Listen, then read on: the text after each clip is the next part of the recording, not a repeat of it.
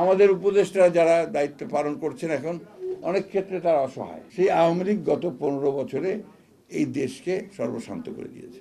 আমাদের সবকিছুই আপনার নির্ধারণ করে আমলারা, সবকিছু নির্ভর করছে যে কাদেরকে জনগণ নির্বাচিত করছে, সবকিছু নির্ভর করছে যে যারা নির্বাচিত হয়ে ক্ষমতা যাচ্ছে তারা কিভাবে সেই দেশটাকে পরিচালনা করছে। আওয়ামী লীগকে তো ভোট দিয়েছিল, তাই না? একেবারে প্রথমে 2008 সালে ভোটই তো দিয়েছিল।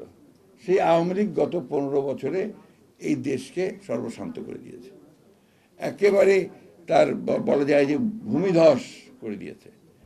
সেই জায়গায় এখান থেকে আবার 1 বছরে 1.5 বছরের মধ্যে আপনি সব কিছু ঠিক করে ফেলবেন, এটা মনে করার কোনো কারণ নেই।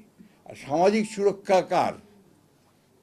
নাগরিকের তো, মানুষের তো। সেটা আপনার বিধবাই হোক আর সেটা আপনার কম পয়সার বয়স্কই হোক, সব কিছু সেটাও নির্ভর করে তো তার কাঠামোর উপরে, তার ব্যবস্থার উপরে। আজকে আমাদের সব কিছুই আপনার নির্ধারণ করে আমলারাই নির্ধারণ করে সব কিছু, এবং সেখান থেকে আপনার সব কিছু নেমে আসে। ইউনিভার্সিটিতে শিক্ষকদের আপনার নিয়োগ হয় ঘুষ দিয়ে, স্কুলের শিক্ষকদের নিয়োগ হয় ঘুষ দিয়ে, নার্সদের নিয়োগ হয় আপনার ঘুষ দিয়ে।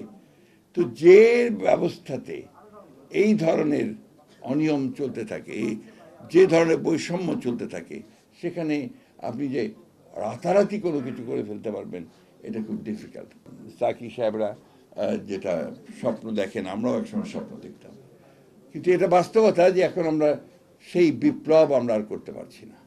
সুতরাং আমাদেরকে এখন এই ওয়েলফেয়ার স্টেট, এই কল্যাণমূলক রাষ্ট্রের কথা চিন্তা করেই এমন সিস্টেমের মধ্যে যেতে হবে যে সিস্টেমের মধ্যে দিয়ে আমরা আমাদের নির্বাচিত প্রতিনিধিরা আমাদের সেই অন্তত মিনিমাম ন্যূনতম যে ন্যায় বিচার, সেই ন্যায় বিচারটা নিশ্চিত করবেন জনগণের।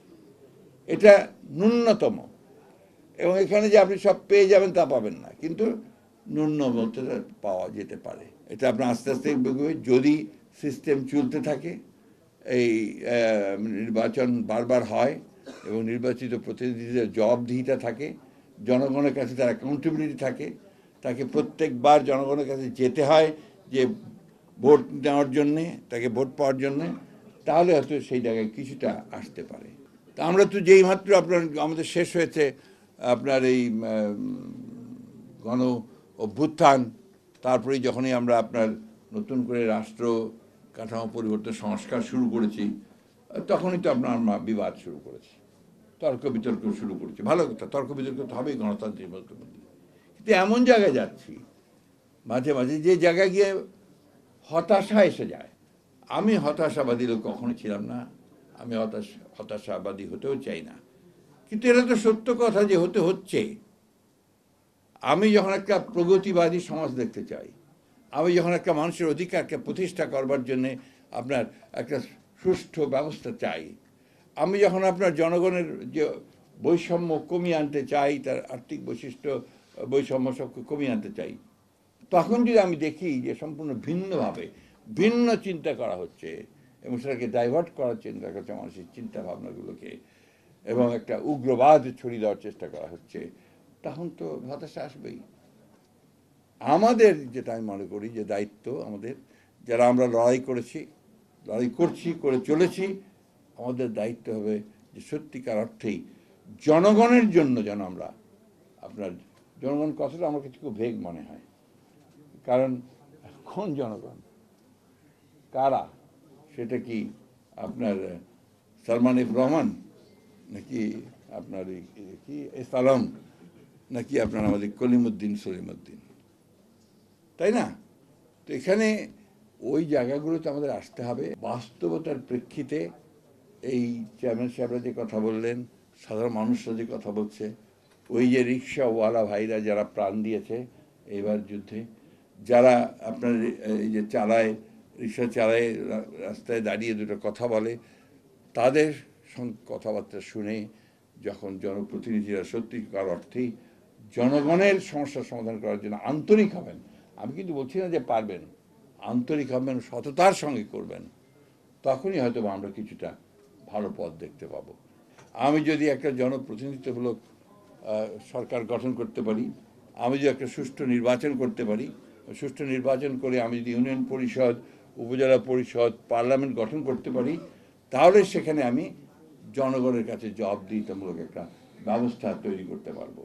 সেটাই হবে আমাদের, আমি মনে করি আপাতত এটা একটা ভালো পথ বেরোবে, যেখানে গিয়ে আমি হয়তো কিছুটা সমস্যার সমাধান করতে পারবো।